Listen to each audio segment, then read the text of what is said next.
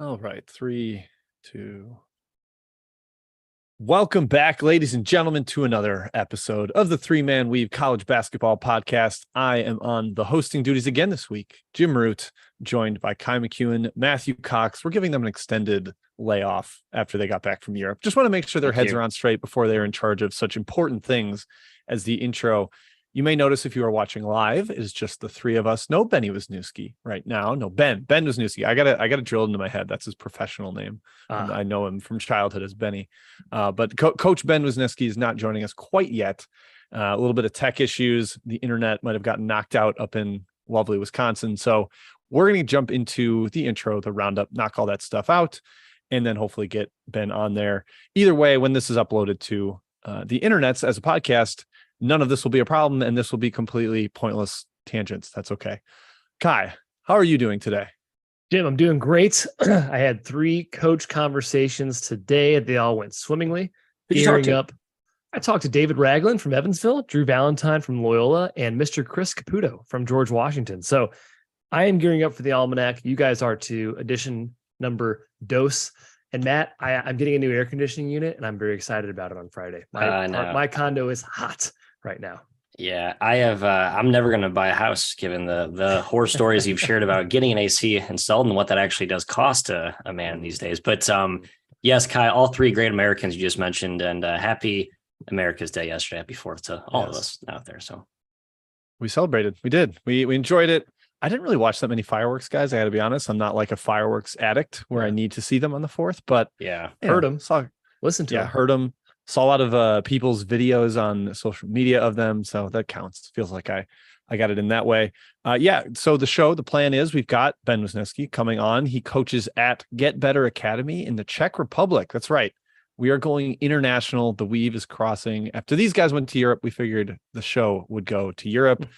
We're going to talk a little bit about that environment, recruiting out of Division I or Division I recruiting into the European market. He's got a great perspective on that. Something that honestly, Matt, Kai, and myself don't really have a lot of knowledge of. So we're excited to dig into that.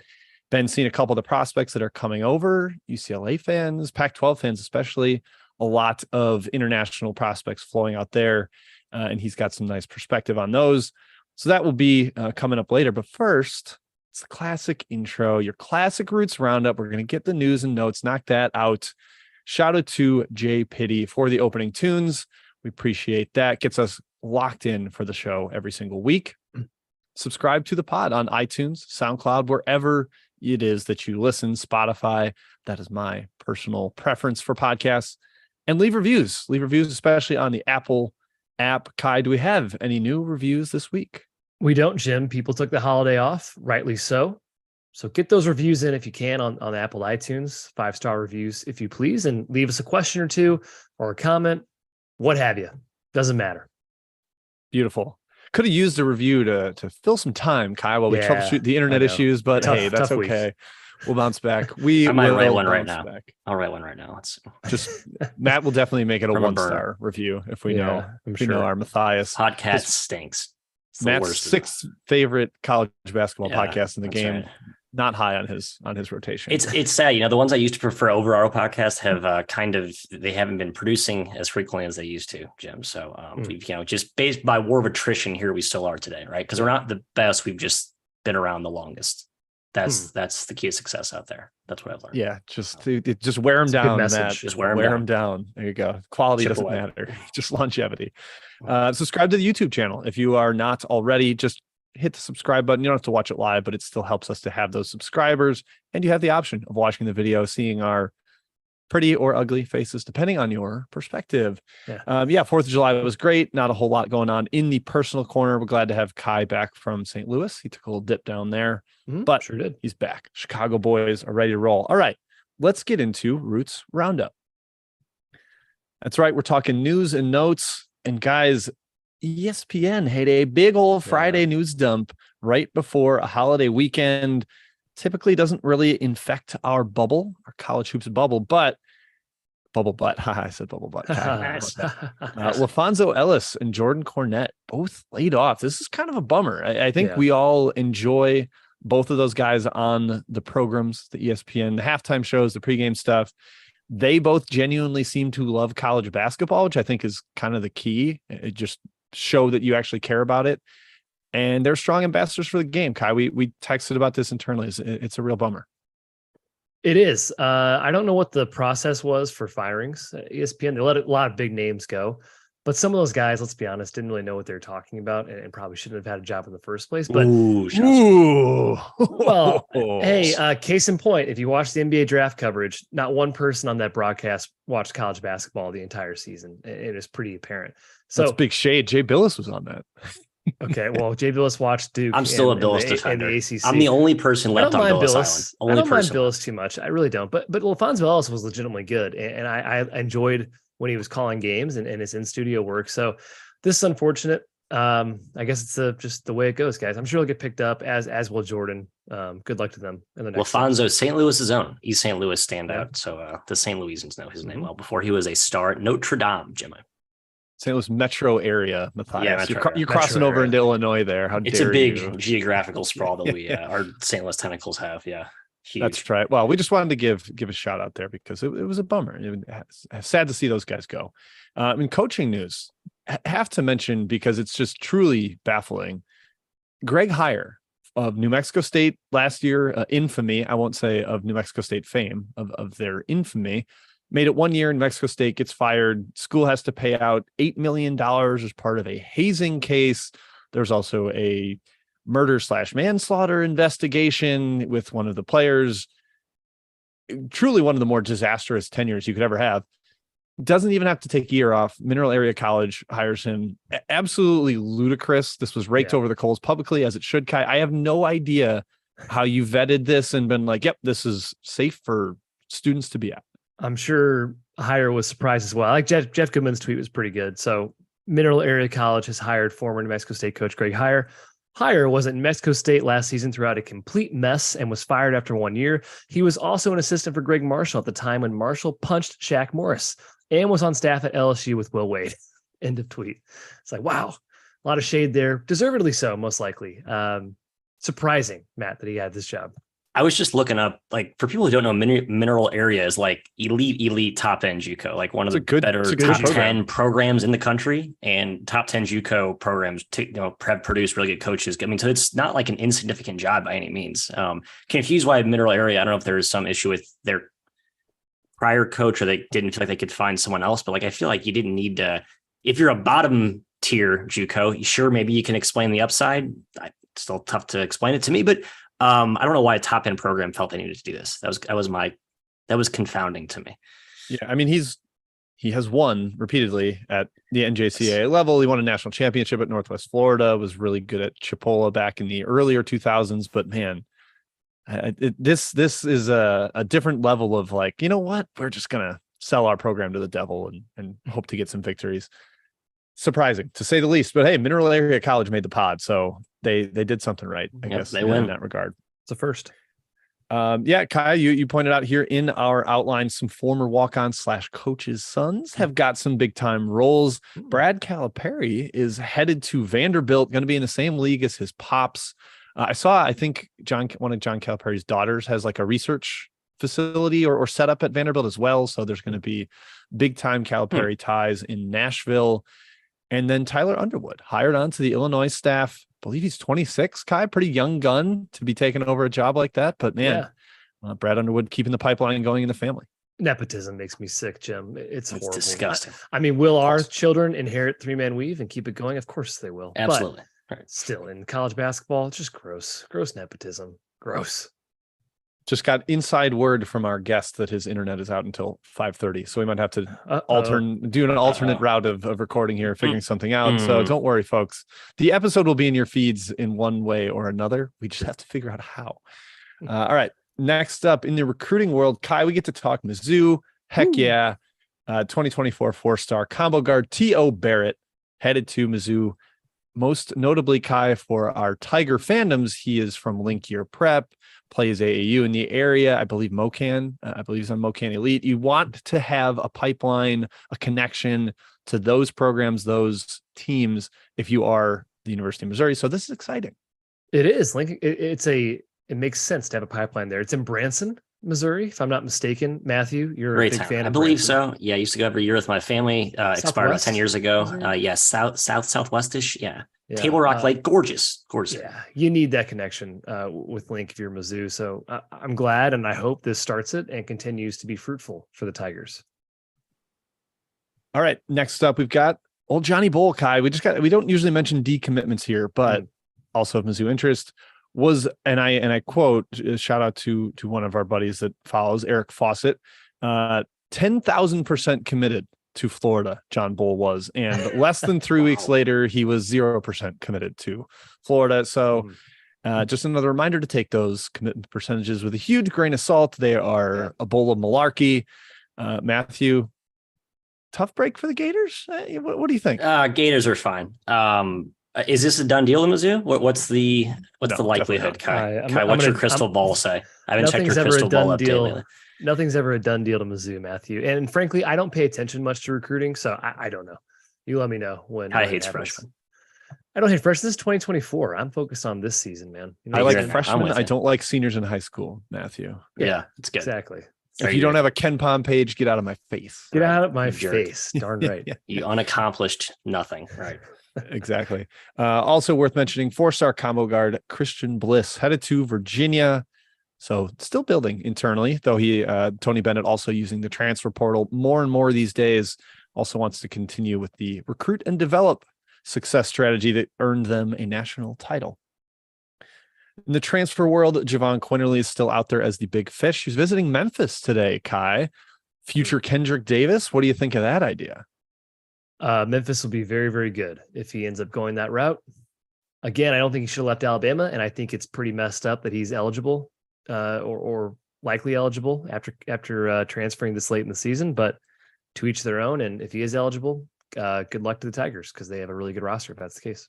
Yeah, that would be massive for them, considering some of the other spots they filled. Point guard maybe still a little weak, kind of relying on Jalen Young from UCF, who wasn't a big-time guy. But, man, that would be the missing piece, give them that creator, fill in that slot. Tigers would be a force to be reckoned with. Matt, in a somewhat watered-down American.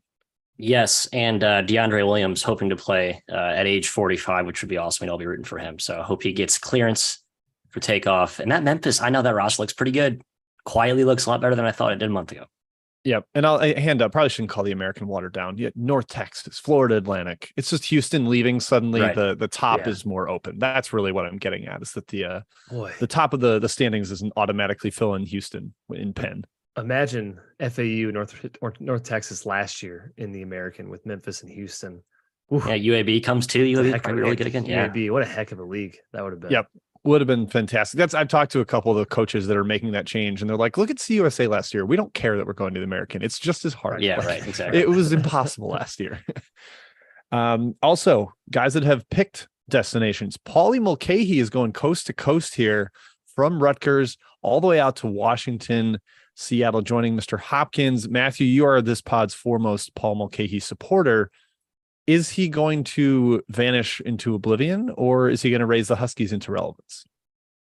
I don't know. What's the Washington connection again? I didn't actually do any research on this. I'm sorry, but my Mulcahy in a vacuum take is I love him. I think he is a guy that Washington could use, like a locker room culture, knows how to win guy, to go to a team that's been sort of stinky in terms of that regard the last few years under Hopkins, Kai. So I like the get. I also don't feel great about the chemistry for a guy that comes late with NIL implications with the existing locker room. That's another concern I have. Yep. I think that's weird. I think it's a weird choice in general, because if you're Mulcahy, what were your motivations for transferring? Well, it wasn't winning because you left Rutgers to go to Washington. Is it notoriety? Well, it can't be that, because nobody's heard of anybody that's played for Washington over the last few years. Even Markelle Fultz wasn't a household name. He was the number one pick overall in the NBA draft. No one's heard of Manyfield, Washington's arguably best player last season. It's a weird choice, in my opinion, for Mulcahy. Hey, but Seattle, cool place, I suppose. A big NIL package was behind it. That was all that was reported. So, Matt, you going to play him and Severe Wheeler together? Because that sounds yucky to me. Yeah, I don't like that. No. I don't like the sound of that at all. There's a time I thought Severe Wheeler was awesome. Yeah, I love Holland too. He's good. I think Holland is like arguably maybe the best transfer they got. He and Moses Wood actually give them some shooting, but the roster's good.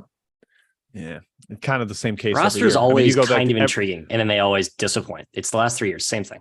It's like, okay. Not good. Our guy, Coach Ben Wisniewski, was a GA there under Hopkins. So we're getting all this in before Benny comes on and has a chance to defend him. Other transfers that have decided: Joe Toussaint left West Virginia, headed to Texas Tech, giving them kind of a bulldog in the backcourt, a little more experience. Matt, the old adult in the room with a relatively young backcourt there. The front court was already pretty solid under Grant McCaslin. Now they've got distributor, ball pressure type of guy. I am all the way in on Texas Tech, top 10 defense next year. And if the offense can figure it out, that team's going to be really good. Yeah, I like Toussaint. I've always liked him, probably stubbornly so, to a fault, defending his faults stubbornly. But yeah, he's starting over like Lamar Washington, who didn't look that great when I watched last season. Like, huge boost for the Raiders, like just replacement level value, enormous.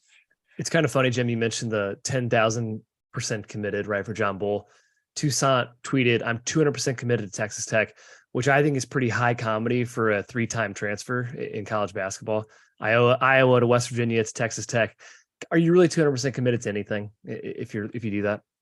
Yeah. And how are you more than 100% committed to anything? That's what I want to know. It's impossible, guys. Come on.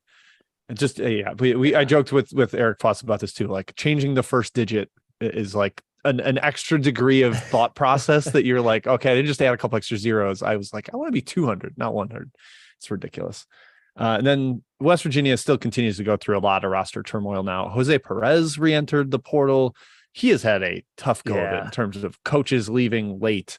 The last 2 stops that he has been at, we've kind of given him some guff on the pod, Kai, but I actually do feel bad for him at this point. We have, and I never wish for someone to lose their coach. You know, that sucks. And unexpectedly both times, right? Like Mosello at Manhattan and now Huggins at West Virginia. Neither was like expected or like fired in a traditional way in the offseason. They're both like sudden vacancies. So that's tough as a player, especially if you put your trust and commitment into them. Yep. And we talk about what we think should get a waiver, and Manhattan last year firing their coach like in October or whatever it was. Ridiculous. Right. Should have been a waiver situation. And unfortunately, Perez did not get one. And then Mohamed Wag I think it's Wag. I'm sorry if it's, I think that's what it is, but I'm not positive. Is headed to Alabama, reinforcing their front court depth, but yet another West Virginia guy gone. I think they're down to like 8 scholarship players, and I don't really know how you fill those spots with Big 12 caliber dudes. Matt, maybe we shouldn't be worried about the Rodney Terry situation happening there, because the roster's just not quite up to snuff to have that big kind of season. Yeah, it's if you're a West Virginia fan, where do you stand on this? It's like, you kind of maybe want an underachieving year for the long term. You're ruining the risk of having a potential knee-jerk interim hire long term. You kind of want to avoid that tag. So we'll see. No freshman. Yikes. Yeah, I mean, you don't know who's going to coach you, so it'd be tough to commit there, and you'd have to maybe burn your one-time transfer. You don't know who's going to be in charge. Very, very tricky situation.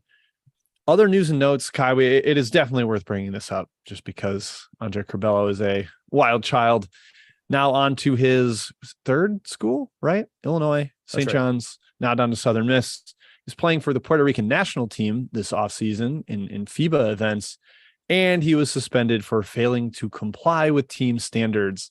Boy, that doesn't sound like him. What's going on there, Kai? Yeah, it wasn't the same at St. John's too, and there are rumors that it kind of happened in Illinois as well. Tough for a guy that, boy, had a great freshman season at Illinois, and many thought he would like rise to an All-American caliber type of player in year 2 and maybe even year 3, and just hasn't. And whether that's part of the off the court stuff or not, it's still not a great look for Curbelo. Good luck at Southern Miss. In theory, Matt, he should do very well there, but we'll see. Yeah, the old Puerto Rico pipeline. We talked about that a couple of times. But yeah, at this point, I don't know. I don't like to be the character. I feel like we're being the character police on this podcast. Or our old man ish is showing here. But I agree. Where there's smoke, there's fire on some of this stuff. Fool me once, fool me twice. So yeah, we'll a little bit less enthused about the Southern Miss Eagles this season. Yep. All right. So that is the end of the roundup. We've gotten through all the news and notes we wanted to discuss. We're going to try having Mr. Ben Wisniewski call in via phone to the Zoom. We're going to see if that works. So he won't be on the visual for anybody watching on YouTube, but hopefully the audio will be fine. We'll get the interview done, knock it out, and then we can get the podcast up, posted onto our airwaves. But right now, we're just kind of in a holding pattern, waiting for it to get figured out. I got a little anecdote for riff? You. Yeah, a little anecdote for you. Well, on my way back to Chicago yesterday, Old Kai and his Honda Accord experienced a flat tire on the highway. Yep, the wife plowed over something metal in the highway. Wow, he just quickly threw her under the bus. Quickly. I was not driving. Went right over it, shredded the tire. I looked down at my AAA membership card, expired last year. I remember thinking to myself, I don't need the AAA. I haven't used it in 10 years. My dad, of course, will probably be laughing at me because he encourages me to renew it every single year. I should have. Got on the phone, AAA, got a renewal of the membership, paid an extra fee. Had a nice guy come out, change a tire for me. It looks really easy, by the way. I might give it a go next time, but glad he did.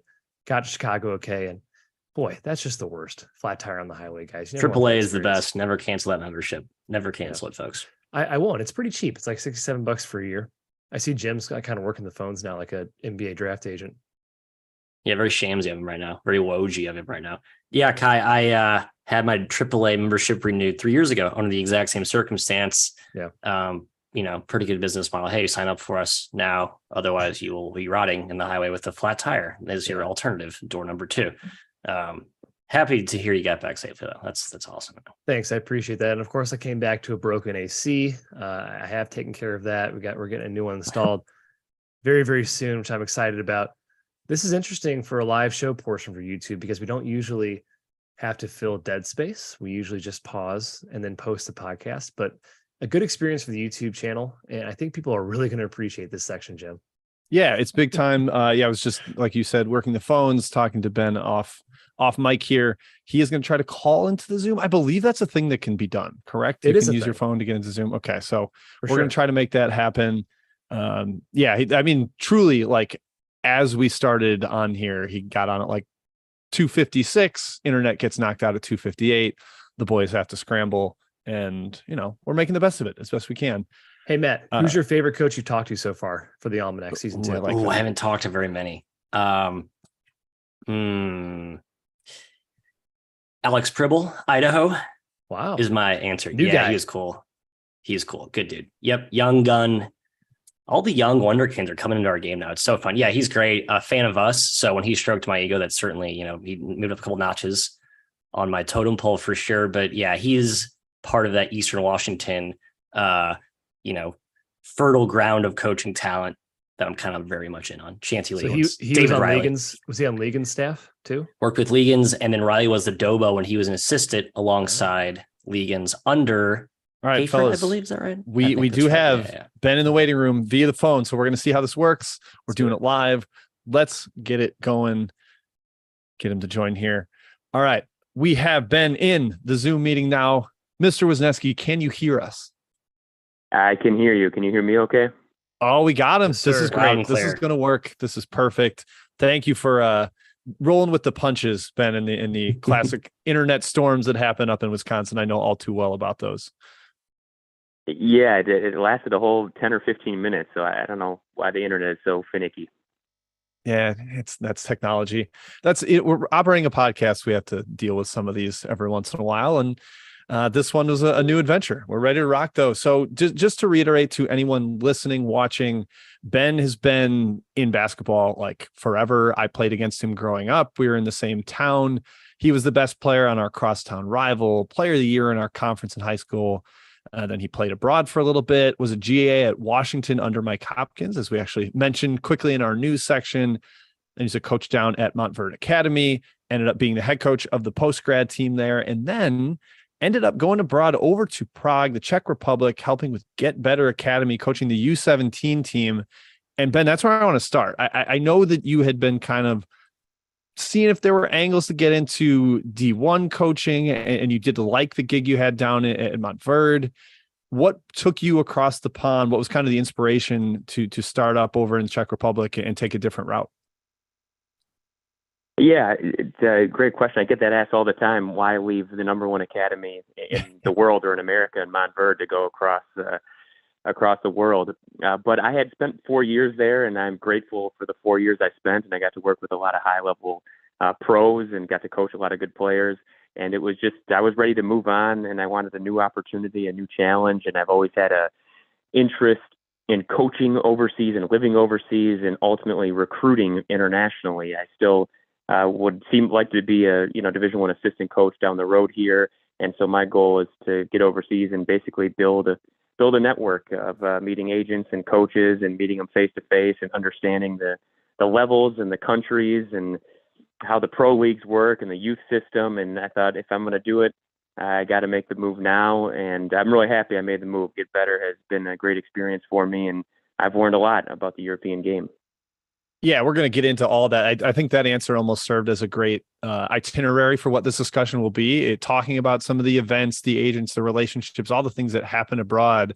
And we started to see more and more in college basketball how important that international recruiting can be. I mean, somebody like St. Mary's and Gonzaga was pretty early to it, but then you get Tommy Lloyd to take over at Arizona, and a lot of the players he's starting to get. The Pac-12, the West Coast really seems like they're very tied in. But I mean, Matt, we've talked about Santi Aldama at Loyola Maryland and the parade of European big men that they brought in via Ivo Simovic. So just going off of that, Ben, how significant is the relationship game over there? I guess, like, in terms of recruiting, are most of these prospects that you're working with kind of like signed to a guy? Signed is not the right word, but how big is the relationship portion of the European recruiting?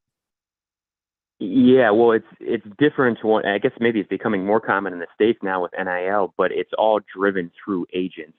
So it's really interesting. Like, I was at the European Championships under 16. So all the kids are, 15, 16 years old. And every top kid in Europe at 15 or 16 years old already has an agent. Not officially, they can't officially sign until they're 18, but they have somebody representing them. So it's just a different world that you don't necessarily go through families all the time in recruitment. You work through agents. And so you build relationships with agents and you build trust, and you may take one of their guys and do a great job with them, help develop them, help them move on. And then there's relationship there where they'll continue to send you players. So you're learning that, early on, it's just a little bit different recruitment than, being at a Montverde or in college when you're working through, families and parents' decisions. Now it's in Europe, it's all through agents. How far reaching is it? Like, I think about Montverde being kind of a national brand where players will go down there because of the reputation that the program has, and they'll go from all over the United States and sometimes from Canada too. When you're at Get Better in the Czech Republic, are you drawing from a pretty wide geographical base in Europe, or is it a little more narrow? I'm curious. I mean, your program, and then maybe some of the other programs you're familiar with. Yeah, and we have no restrictions, so we recruit, all over Europe. And so we've had players from Spain come. We have players from Sweden, from Hungary, Czech, of course, Slovakia, Ukraine, Poland. So we've had players from all over. So typically on any given year, there's 8, 9, 10 countries represented on our campus. And so it just depends. It really depends on the relationships with agents and who we're talking to. But we have players from all over Europe. And does then that, like, do they go to, or go, Matt, do you have some? Go ahead. Yeah. Hey, real quick, Ben, you mentioned the prevalence of guys at 15, 16 years old having kind of like, starting to get into that professional part of their career with agent relationships, stuff like that. Based on what you saw, what you see there across the pond and what you saw at Montverde, are kids committing earlier with sole focus to basketball there to younger age than you saw in the States, or is it kind of comparable? I think like soccer is a good parallel, right? Like, I think kids in Europe commit to it all in earlier. They're in kind of the professional clubs, organizations, pipelines before maybe kids are here. Is basketball kind of the same type of deal, or is it more on the same plane, I guess? Yes, no, very, very similar. They play one sport at a very early age. And most of them are, everything is within the club. So obviously it's completely different than the U.S. There's no school system. You go to school, which is separate in one area, and then you're part of a club, which is where you play basketball. And that club has a youth system that'll go all the way down, to 8, 9, 10 years old, and they'll play in that youth system and then move up. And then usually there's a pro team attached to every club. And it may be a lower level pro team, or it may be a top level, pro team in that country. It just depends on the club and depends on the country. And how much of it is like event based? I know we were talking a little bit beforehand about how, there's the Adidas Next Generation stuff that's going on over there. And of course, with the higher level clubs, you get all the way to like Eurobasket and whatnot. But more down at the grassroots kind of recruiting level, how much of it is, you're going to a bunch of different events, you're seeing kids that you want to bring in to get better, or just, getting to see high level basketball. How much are you traveling around and seeing different types of basketball, different types of events? Yeah, as much as I can. Now we have our season going on, and so the season in Europe is long. I mean, we start games middle of September, and then typically championships are in early May or middle of May. So you're playing almost like an NBA season. So we have weekends off where we can get out. We are often at the ANGT events, the Adidas Next Generation events, and those are typically where the best talent is. There are a lot of like low major, mid major, high major talent are in those events. So those are really good events, and they're great events for college coaches. But it's just tough because those are during the season, during the college season. So you don't see college coaches at those events. But the main recruiting event for the college coaches is the European Championships. So that happens through the summer. So I just actually got back from Hungary for the U19 World Championships, and we saw a number of coaches there. And then the U18s will be happening in a few weeks, and I'm going to fly back for that. And then they have the U16 European Championships as well. So it's a lot of it's at those European Championships. That's done from a college recruitment standpoint. But for our academy specifically, we could go to smaller youth events. Like there might be a small youth event in Poland, and we send a coach there to scout it, or Slovakia, or flying to Sweden, and you're looking for kids at a young age. You're looking for kids that are 15, 16 years old, trying to bring them into the academy, develop them. And then ultimately our goal is to, send them to the States for college. Does that make it trickier for a prospect? Like I think about here with high school recruiting and all kinds of AAU events, like these guys have a lot of different opportunities to impress a college coach. And if it's only those world championships, like you have two bad games, are they just like way more highly leveraged on those from your perspective? Yeah, that's a great point, Jim. It's actually, that's why there's so many good European players that may not be discovered by college coaches, because they're only over here from what I've seen, and I've gone to all those events throughout the year. Typically they're only over here during those European Championships, and a lot of good players aren't selected on their national teams. Some guys are missed. They go around the country and they're looking for the best players, but you miss a kid, or you hear politically some kid gets in over another kid with influence somewhere. So yes, it's that recruitment internationally, that European Championships is a big part of it, and playing well at the right time in front of college coaches. Otherwise, guys cannot get recruited. It's easy that they get forgotten. And Benny, hey, it's Kai, by the way. We didn't say hi on the intro, but yeah, hey Kai, good to hear you. When you're talking about coaches go over there and recruiting, do you notice the same type of coaches really putting more time into the international recruiting aspect to it, certain teams versus others? Or do you think it's more a blanket of everyone's trying to get inroads in there, but certain guys do it better or more prevalently, we'll say? Yeah, well, there's definitely the veteran guys that everyone knows about, where Tommy Lloyd, with Gonzaga, has made a living off bringing over European players, and like John Jacobs, who was at the Hungary U19 World Championships. He's done a great job recruiting internationally, but it's becoming more and more common. Like UCLA now has guys that are coming internationally. I ran into another assistant coach that was just hired at Arkansas that was there, or Alabama, sorry, that was there recruiting internationally, that has international ties. So it's becoming more and more common for college basketball programs to recruit over there. And I think it's also depends on the head coach. Does the head coach really want to get involved in international recruiting? Does he have an assistant coach on his staff that is going to be invested to building relationships with agents, to getting over there at least once a year? So I think it depends on the head coach and his philosophy on it, but there's no doubt it's growing and growing and growing. You're seeing the percentage of international players in general in college basketball increase each year. Do you think it's more of a power conference game, or do you see smaller schools try to take advantage? I know Maine for instance, always has like 11 different guys from 11 different countries. You said like 8 to 10 countries represented. I thought of Maine basketball immediately. Right. But do you normally see mostly power schools, or is there a healthy mixture of like mid-major, low major, high major type of schools? Yeah, there's a mix. At the European Championships, there's definitely a mix there. But I think every low to mid-major program should have somebody on their staff dedicated to international recruiting, because there's only so many guys that can play Power 5. And that's the reality. I mean, just the speed, the athleticism, the physicality. It's not easy for European guys to play at that highest level. But when I go to these events, there are so many guys that can play at the low to mid level in college because they're so skilled, or they can really shoot it. They have a great feel for the game. They're naturally programmed to move the ball and to cut.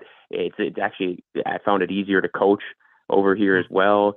Just from the players just tend to move it and cut it, and they don't worry about statistics as much. So long story short, I think it's just such a great market for those low to mids. There's so many guys that aren't being discovered over here, or are taking pro contracts and are making, $500, $600, $700 a month when they could be coming to the U.S. on a full scholarship at a Division I. So I think there's a huge opportunity for those low to mids to get more and more involved in international recruiting.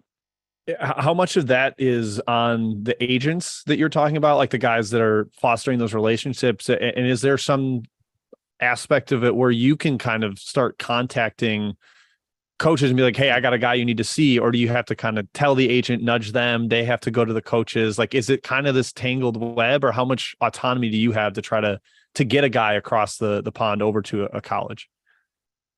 Yeah, well, I'm starting, I've been there for a year now, and I'm starting to see the same, agents and scouts and people at the events. I mean, it's the same thing like you're going to an EYBL event in the U.S. where you're seeing the same, directors of the AU programs. Now I'm starting to see the same faces. So those agents and coaches and different people are starting to ask for my recommendations, and hey, they'll send me videos, they'll send me information on their guys. Can you help send this out to college coaches? So that's happening naturally. But you do need to, agents you have to keep them informed. If you make a contact or you're talking to a kid, you got to make sure that you're talking to the agents, because they're very sensitive to that. Everything's got to work through those agents, but you just got to handle relationships the right way, and everything will go smoothly.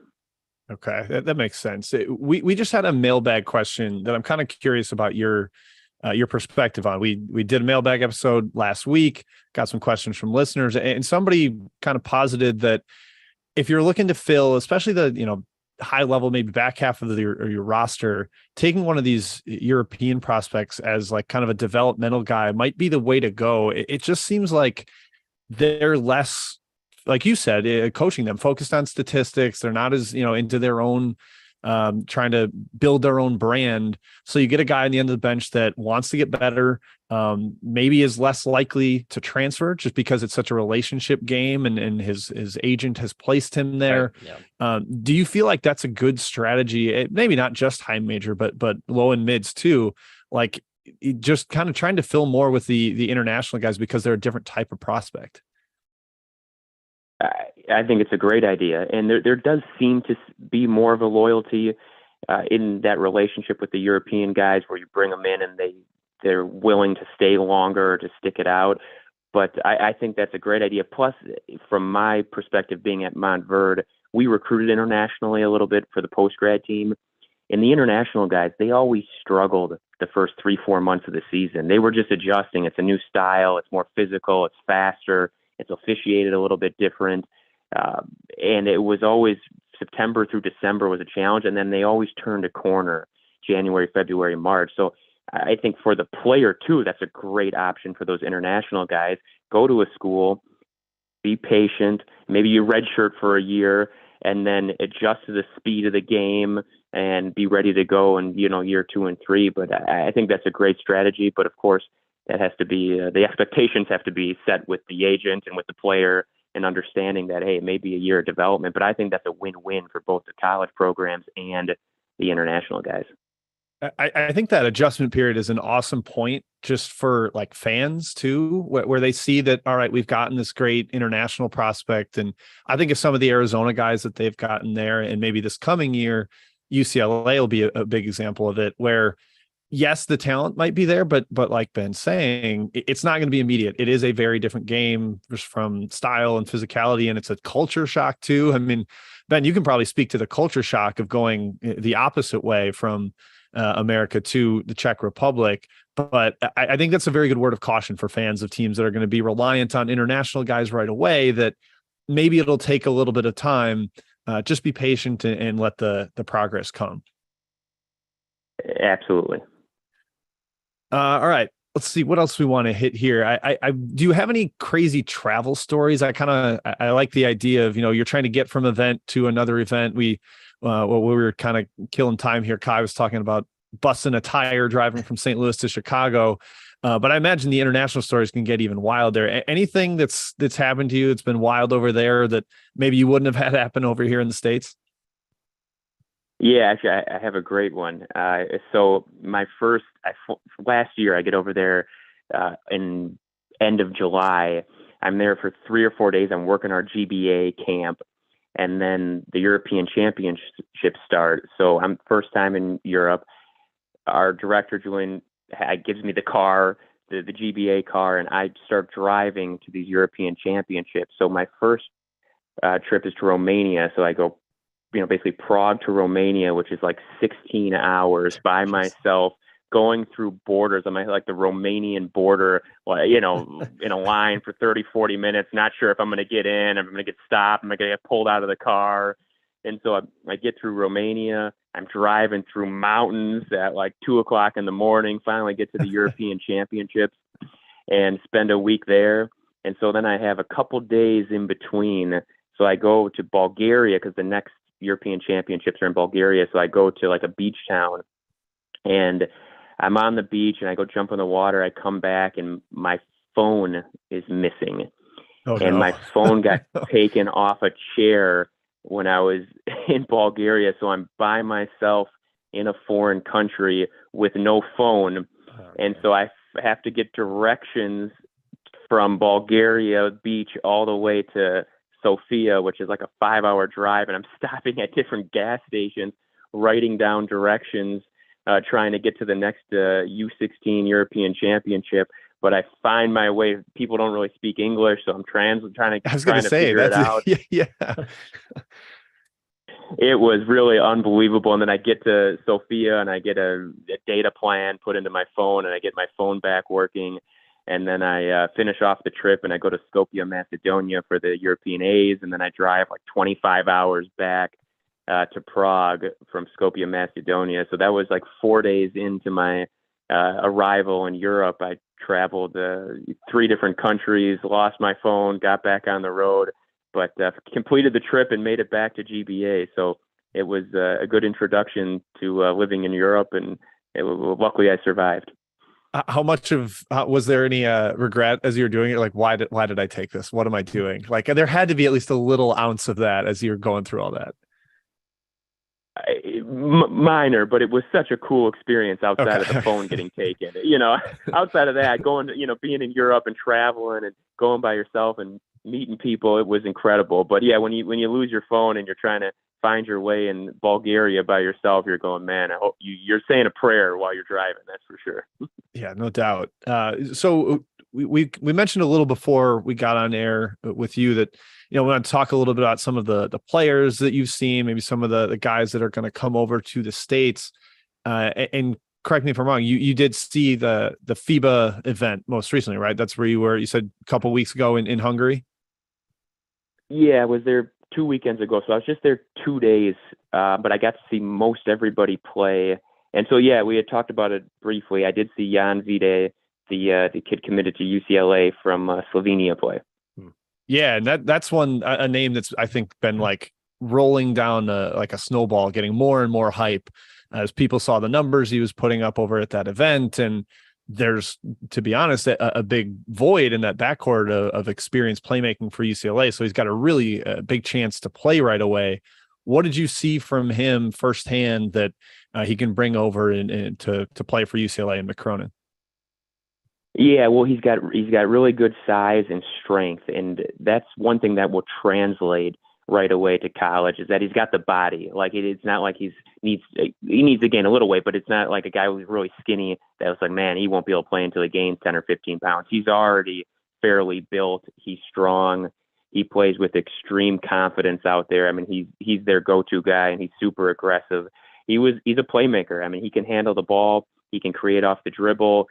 He can hit a mid-range. He can hit a three. He can get to the basket and finish.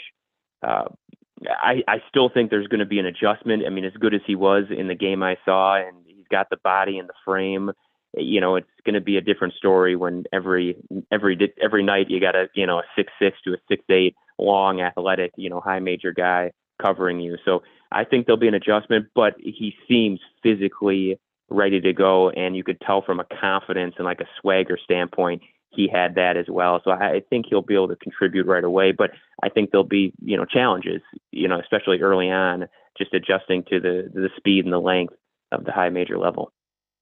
Okay. Who else jumped out to you there besides Vita? I mean, that's definitely one that's been making kind of the headlines, like I said, just because of the production and the prominence of the program he's going to. Was there anybody else you saw over there? I mean, it could be even on the U.S. team if you got to see them a little bit. Or that's not the Europe team. Excuse me. But no, USA was there though as well. They were okay. Oh. So who else maybe jumped out to you besides Vite, who's definitely one of the top players there? Yeah, I thought on the USA team that the kid with the highest ceiling was Trey Johnson, the kid from Texas. Okay. It was, I believe, 5-star in the class of 2024 for those keeping track at home. Yes. Yeah. I think he's a top, like 3 or 4 kid, and a lot of the high major schools were there watching him. And he's just really talented and smooth. He's playing a year up. He was one of the younger guys in the event too, and he's really smooth and can shoot it off the dribble, stop on a dime, pull up from mid range, do the same thing from 3. He was in the game I saw. He was the kind of USA's go-to guy to go get a bucket at the end of the game. So he's going to be tremendous, as everybody probably knows in the U.S. And that's kind of fun though. You see a team like that, a bunch of like highly regarded players who ends up being the alpha is kind of like, oh, okay, so this guy is an alpha among alphas kind of thing. That's big time, especially because he's one of the younger guys on the team. Yeah, he was just a bucket getter, like a guy that kind of give him the ball and get out of his way. He can create on his own. Okay. And then, sorry, who else were you saying you saw? I was just going to mention the Serbian Philip from Serbian national team going to Arizona, and I'm going to butcher last names. That's something I really need to work on now that I'm overseas. is the pronunciation of all the European guys' last names. It's brutal. You have that one, Jimmy? You got his name down? Philip no. Baravid. I wanted Matt to try. Borvakanen? Yeah, I don't know. Stop. Pause. I don't know if it's worse to give a bad effort or to just not try at all. So we'll call him Philip B. Philip B. Yep. Yeah.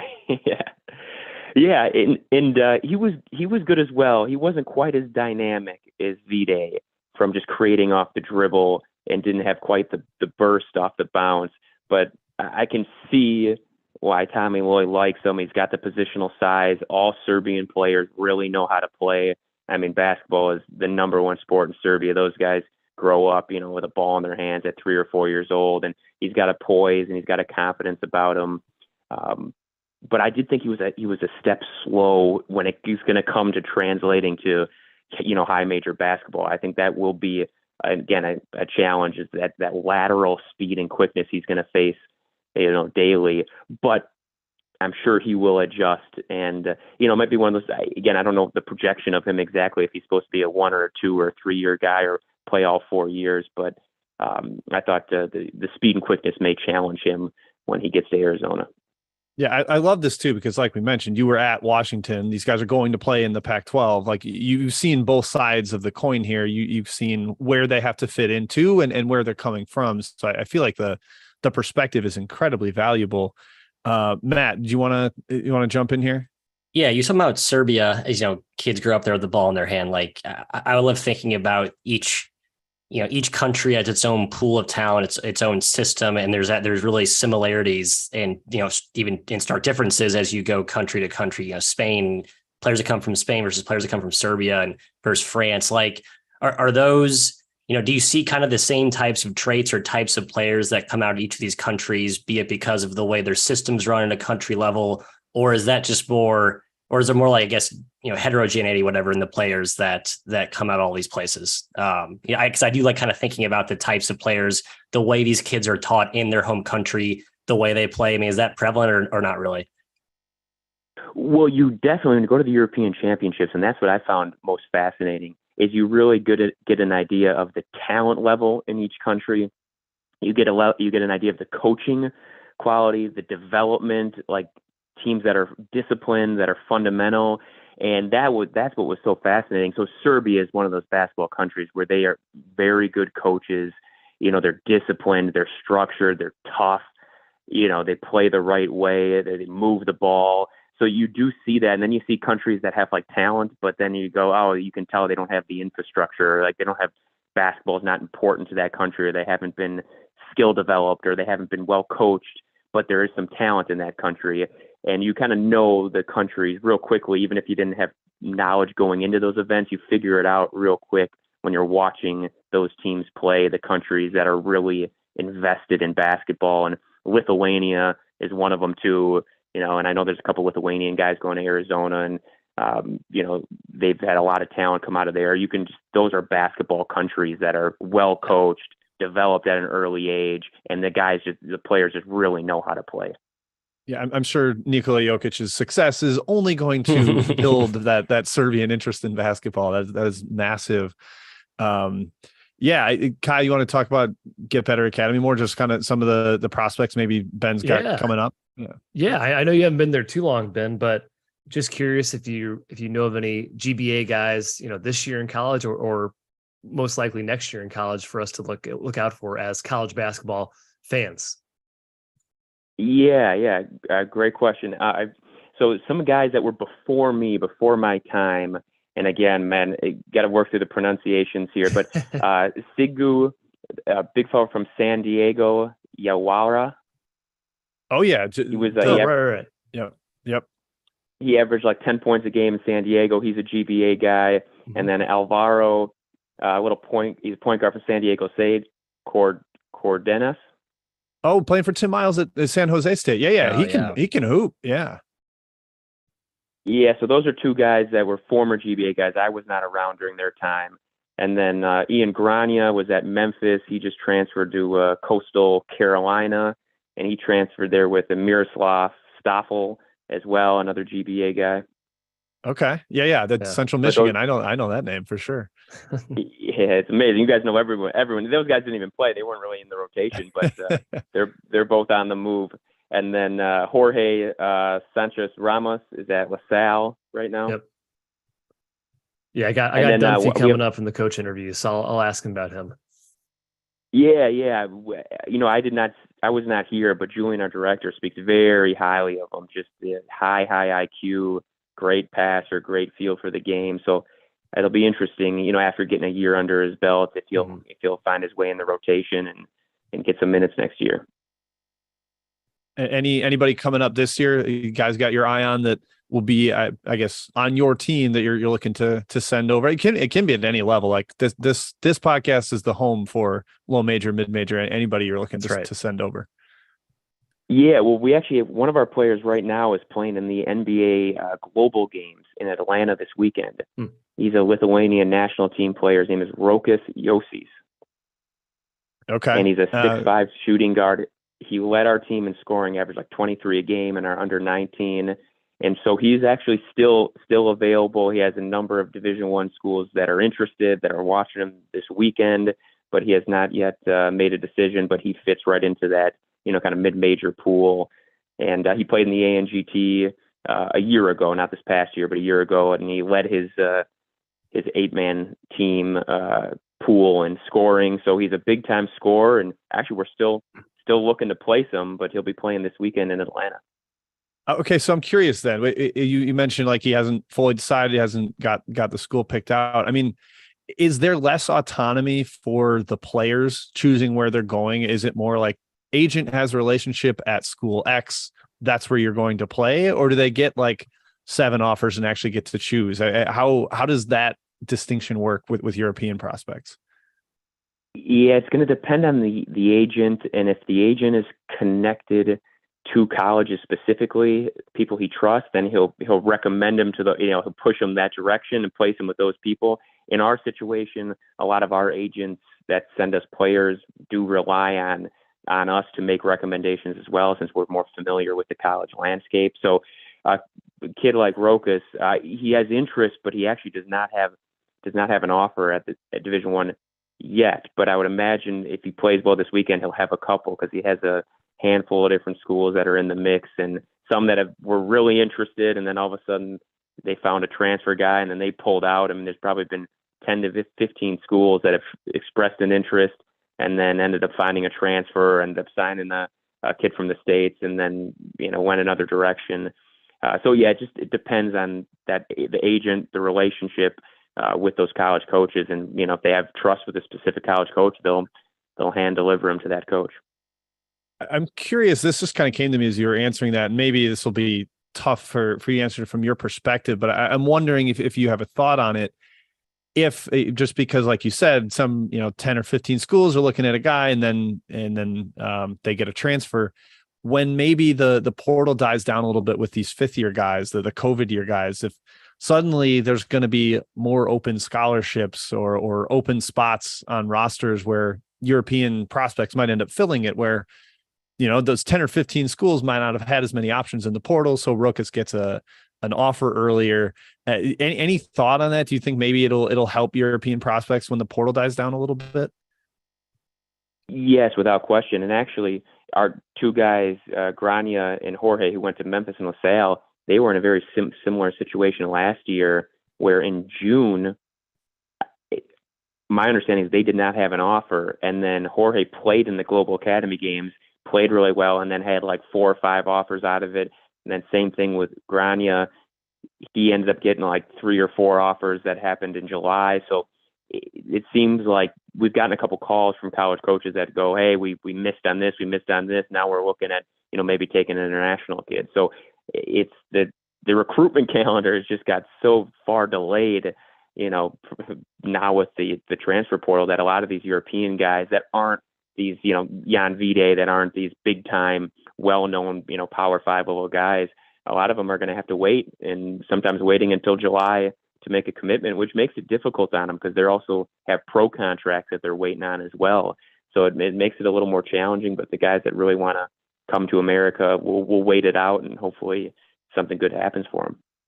Okay. That makes sense from our perspective too, is we're trying to get through a bunch of coach interviews for a preseason preview magazine, and these guys' rosters aren't final because of, like you said, the calendar's just been pushed back.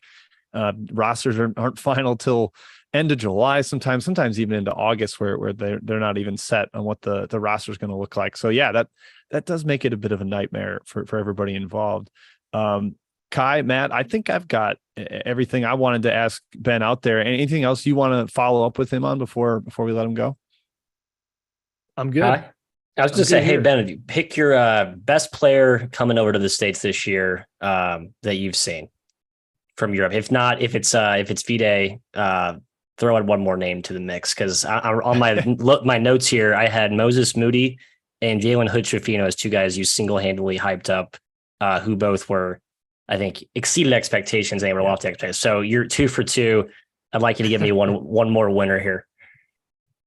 Yeah, well, actually, on that, I told you, Jalen Hood, I predicted he was going to be a 2 or a 3-year guy. I know. In You undersold him. And he was, yeah. And I tend to undersell guys, but I knew that kid was going to make it to the NBA, because he came into Montverde and he was, he was a pro when he walked through the doors. That kid just gets better and better. But he had a nice year for you at Indiana.